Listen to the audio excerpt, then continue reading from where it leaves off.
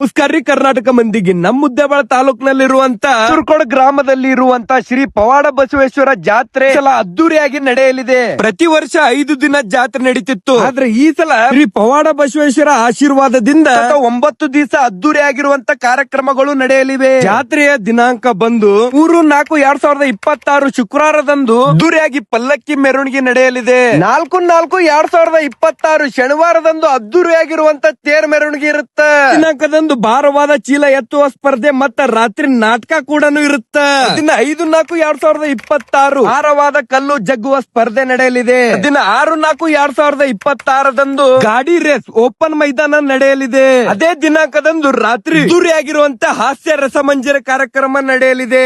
ಮಂಗಳವಾರ 7-4-2026 ಸುರ್ಕೋಟದಲ್ಲಿ ಹೆಸರಾದಂತ ತೆರಬಂಡಿ ಜಗ್ಗುವ ಸ್ಪರ್ಧೆ ನಡೆಯಲಿದೆ. ತೆರಬಂಡಿ ಸ್ಪರ್ಧೆ 2 ದಿನ ನಡೆಯಲಿದ್ದು ಈ ಸ್ಪರ್ಧೆಗೆ ಒಟ್ಟು 20 ಬಹುಮಾನಗಳು ಇರುತ್ತವೆ. ಆದ್ರೆ 6ನೇ ತಾರೀಕಿಗೆ ರಾತ್ರಿ 8 ತನ ನೀವು ಸ್ಲಾಟ್ ಗಳನ್ನು ನೋಂದಾಯಿಸಬೇಕು. ಮತ್ತ 9-4-2026 ಗುರುವಾರ ದಿನ 4 ಡಬ್ಬಿ ಟೇಲರ್ ಜಗ್ಗುವ ಸ್ಪರ್ಧೆ ಇರುತ್ತೆ.